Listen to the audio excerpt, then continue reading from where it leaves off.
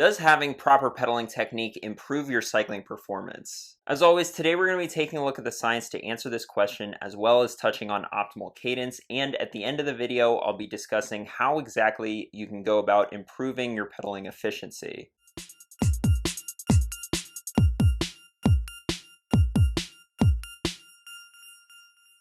Welcome back to another video. The question of what proper pedaling technique should look like is an age-old concern for cyclists, and there are many theories out there. I've heard everything from focus on pedaling perfect circles, to pulling up on the upstroke, to pretending you have gunk on the bottom of your shoe and you're trying to scrape it off with each pedal stroke.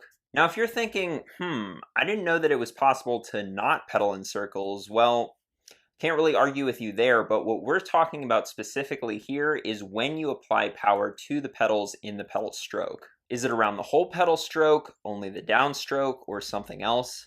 It seems logical that pedaling more smoothly or applying power more evenly around the pedal stroke would be beneficial. But then again, if this isn't the case, it wouldn't be the first time that a commonly held belief amongst cyclists falls apart when you actually look at the evidence. Dude, I don't know what you're talking about. You're going to have to provide some specific examples. Does your pedaling technique actually affect your cycling performance? And if so, is it something that you can work on and improve? Perhaps a good place to start would be by taking a look at the pedaling techniques used by the best riders in the world. Do pros have a more even power delivery to the pedals, as you might assume? This study on the pedaling technique of endurance cyclists measured the pedaling technique of elite 40-kilometer time trialists as the workload increased to race pace. What they found was that there was an even split amongst the participants, with two different pedaling styles that were adopted as the power increased. The first was that subjects showed no changes in pedal orientation and predominantly increased the vertical component of the applied force during the downstroke as the workload increased. Essentially what this means is that they did not adopt a more even distribution of power throughout the pedal stroke. As the power increased, they simply applied more force on the downstroke. For the others, in addition to increasing the vertical component during the downstroke, they also increased the toe-up rotation of the pedal throughout the downstroke and increased the horizontal component between 0 degrees and 90 degrees. So slightly more force was applied to the top of the stroke when power increased, but were these riders pulling up during the upstroke at all, or was the majority of their power being produced during the downstroke? While negative torque about the bottom bracket during the upstroke usually became positive torque at the higher workload, it did not contribute significantly to the external work done, because 98.6% and 96.3% of total work done at the low and high workloads respectively was done during the downstroke. In these elite riders, increasing the power meant increasing the force during the upstroke, but by way less than you might have previously thought, and the vast majority of the power was still being produced during the downstroke. This study on physiology and biomechanical factors associated with elite cycling performance came to a similar conclusion. When looking at elite national class cyclists versus good state class cyclists, they found that elite cyclists produce more power primarily by producing higher peak vertical forces and torque during the cycling downstroke, and not by increasing the effectiveness of the force application to the pedal. This begs the question, if such a large percentage of our power is produced in the downstroke and elite riders set themselves apart by how much power they can produce in the downstroke, then what are we even talking about here? Does worrying about pedaling perfect circles or pulling up in the upstroke even matter? This study on the effect of pedaling technique on mechanical effectiveness and efficiency in cyclists looked at just that. Subjects pedaled at 90 RPM and 200 watts and were told to use 4 different pedaling techniques. Preferred pedaling, pedaling in circles, emphasizing the pull during the upstroke, and emphasizing the push during the downstroke. What they found was that instructing riders to pull up on the upstroke resulted in the highest evenness of torque distribution and index of force effectiveness. Basically, when riders were told to pull up on the upstroke, their power was distributed more evenly. However, this did not equate to higher efficiency, which is the end goal of working on pedaling technique. Pulling up actually had the lowest gross efficiency, followed by trying to maintain circular pedaling, and preferred technique and pushing down were almost the same and had the highest gross efficiency. The study concludes that mechanical effectiveness did not reflect gross efficiency across different pedaling techniques during steady-state cycling. This may have had something to do with the fact that the extensor muscles are more efficient power producers than the flexor muscles. These are probably not the results you would expect. it seems that having a less even power distribution may actually be preferred, or at the very least, this whole pedaling technique issue is not something that you should worry about. These are just a few studies though, and we should probably do some further investigation before we come to a conclusion. For example, what about pedaling heel down versus toe down? Some people naturally adopt one of these two pedaling styles, and it's not because they're conscious of it, it's just because that's what's comfortable for them. But could actively trying to pedal heel down or toe down improve your performance? This study looked at this very question by instructing cyclists to pedal heel down or toe down during a test.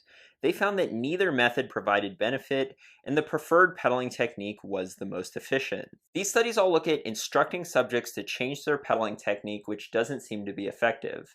However, interestingly enough, pedaling style will change under different cycling conditions completely unprompted. Let's take, for example, your pedaling technique while climbing versus riding on the flats.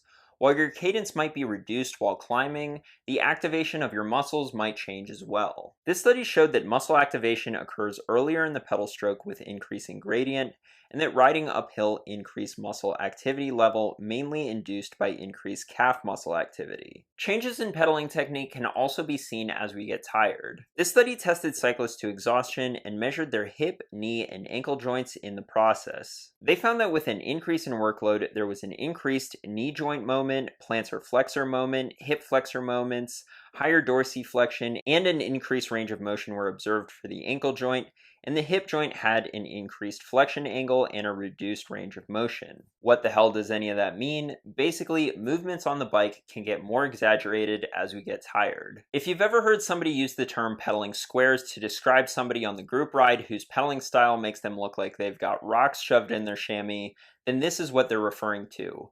Not literally pedaling squares, because obviously that's impossible, but somebody whose pedaling technique is so ugly that they might as well have a square chainring. That being said, this may be your body's way of trying to eke out every possible watt it can muster. We've already seen that pedaling technique can change as power increases, and it doesn't seem clear that focusing on pedaling technique will help. To sum things up from this review on gross efficiency and cycling performance, whilst pedaling in circles allows pedaling to become mechanically more effective, this technique does not result in short-term improvements in gross efficiency. From this review on pedal force effectiveness in cycling, economy/efficiency seems to be reduced when cyclists are instructed to improve pedal force effectiveness. And finally, from this article on post-cycling and efficiency, our findings add to a growing body of literature that short-term interventions in pedaling technique can change pedaling mechanics, but do not improve efficiency during steady-state cycling. In short, no, you shouldn't try to actively change your pedaling technique. Whatever pedaling technique you naturally use is the most efficient one for you. People often cite how smooth pro riders look when they pedal as a reason to improve your pedaling technique.